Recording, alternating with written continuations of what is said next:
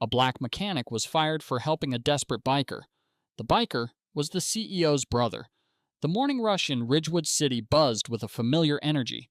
Horns blared on Westwood Avenue, and inside the auto garage, the air smelled of gasoline, old rubber, and burnt coffee. Most of the mechanics moved with a practiced laziness, but not Liam. At just 20 years old, Liam stood out. He had deep brown skin, close-cropped hair, and arms defined from years of turning wrenches. He worked like his life depended on it, often in silence. The older mechanics would bark orders at him or make quiet jabs about his age and where he came from. "Hey kid, grab my wrench," one would yell. Another would smirk and say, "Bet he's good with his hands." Laughter would follow, and Liam would just clench his jaw and keep working. The manager, Mr. Vance, never said a word about the comments. He only raised his voice when Liam was a second behind on a deadline. Still, Liam kept his head down. He had dreams of owning his own garage one day, a place where guys like him would be treated with respect. But for now, he had bills to pay and a mom working night shifts at the hospital. So he worked quietly, watching and waiting, with no idea that his entire life was about to change. It was nearly 10:30 a.m. when the shop door creaked open. A large man with heavy boots and a worn leather jacket stepped inside. Tattoos crept up his neck, and the words "Hell's Angel" were stitched across his back. He looked panicked, his eyes darting around the room. The man stepped up to the counter. "My bike died just outside," he said, his voice breathless. "I need help. My daughter, she had an accident. She's in the ER uptown. I need to get there fast." The receptionist, Brenda, didn't even look up from her phone. "Take a seat," she said flatly. "Someone will get to you." "But I really don't have time to wait," he pleaded. "Sir, everyone here has somewhere to be," she snapped. A few customers shifted uncomfortably.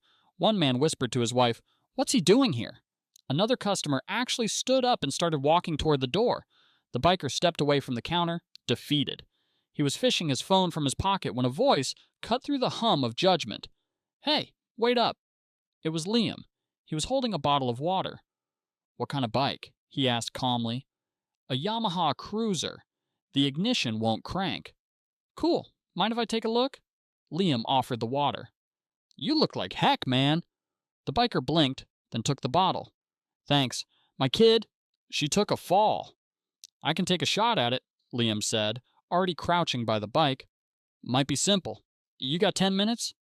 "10 minutes? I'll take it," the man said, his voice almost a whisper. From behind them, a co-worker's sarcastic voice rang out. "Look at Liam, playing Captain Save a Biker."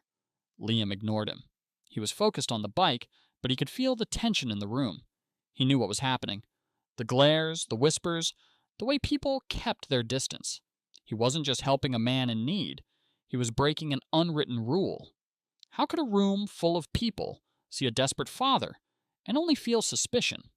Then came the heavy, sharp footsteps of Mr. Vance, the shop manager. He had a shaved head and a permanent scowl. He spotted the biker, then Liam, then the tools on the ground. "What the heck is this?" Vance demanded. Liam stood up slowly. "Just helping him out. A quick fix." "I didn't ask for an essay," Vance snarled. "Who told you to work on that bike?" "No one. But the guy needs—" Vance stepped closer, his voice dropping. "He's not a customer. You don't work on anything without a ticket. You know that." The biker stepped in. "I'll pay whatever.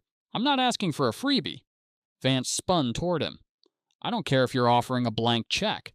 This is a professional establishment. We don't do favors for people who walk in off the street looking like a threat." Liam's jaw tightened. "He's not threatening anyone," he said, his voice low but solid. "He's trying to get to his daughter." "Enough!" Vance pointed toward the service bay. "Back to your work, now!" The biker looked ready to leave. "Look, I didn't mean to cause trouble." But Liam didn't move. He looked at Vance, then at the people watching from the corners who wouldn't even offer a minute of their day. Was this really the kind of place he wanted to work? "You're really going to let this man walk out when you've got 10 mechanics sipping coffee?" Liam asked. "I've worked double shifts, taken the worst jobs. You told me hard work would get me somewhere. And the one time I helped someone without asking, you're ready to throw me out?" Vance's eyes narrowed. His lip curled. "Pack your tools," he said. "You're done." Silence fell over the shop. Liam didn't argue. He just stared back, not with shock, but with a cold sense of acceptance. The biker looked down. "I'm sorry, kid." Liam shook his head. "Don't be. It's not your fault they don't see you, or me." With a final, solid handshake, the man in the leather jacket walked out the door, leaving Liam to stand alone in a room full of people who had already decided he didn't belong. The garage returned to its rhythm almost immediately. Tools clinked, and no one said a word to Liam.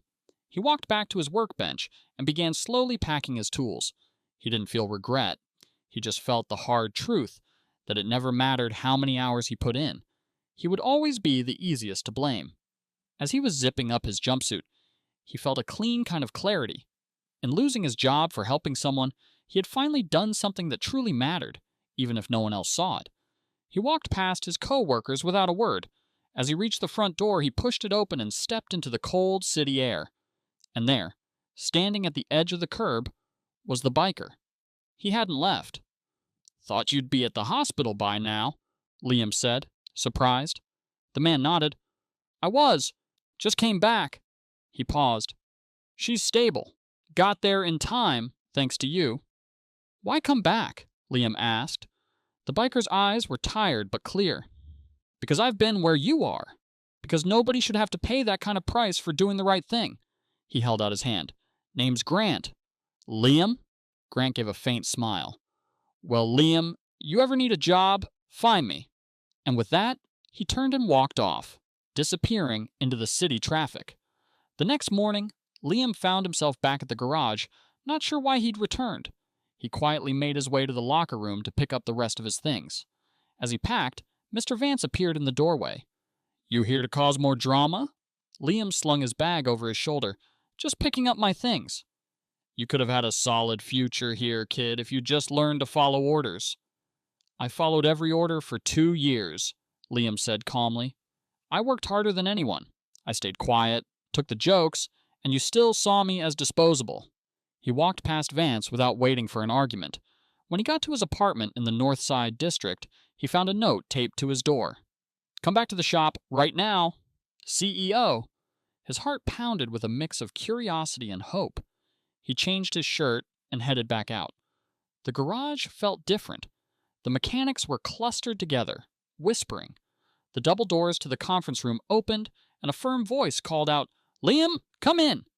It was Mr. Sterling, the CEO of the entire garage chain. He was a tall, composed man in his 50s, and at the far end of the table stood Grant, the biker. Mr. Sterling gestured for Liam to take a seat. "Yesterday," he began, "a man walked into one of my shops, and most of my staff treated him like a criminal. They judged him on how he looked, not why he was there." Grant's voice came in, low and clear. "Except for him." Mr. Sterling looked at Liam. "You were the only one who treated him like a person. And because of that, he made it to the hospital in time to see his daughter come out of surgery. You didn't just fix a bike. You gave a father a chance to be by his kid's side."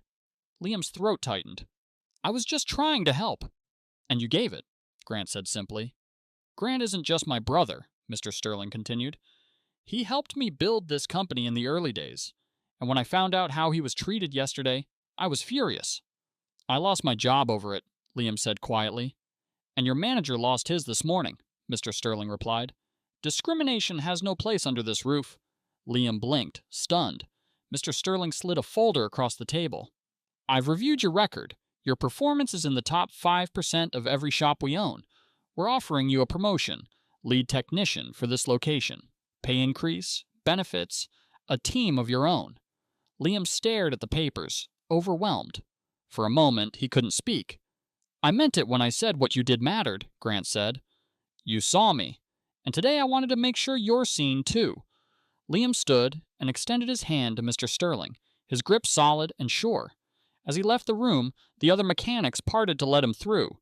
No one laughed, no one whispered. They looked at him differently now. He stepped onto the sidewalk and exhaled. For the first time, he didn't feel like he was just surviving. He felt like he was becoming. True character isn't about following orders. It's about doing what's right, especially when it's hard. Join us to share more meaningful stories by hitting that like and subscribe button. Let us know in the comments how this story made you feel.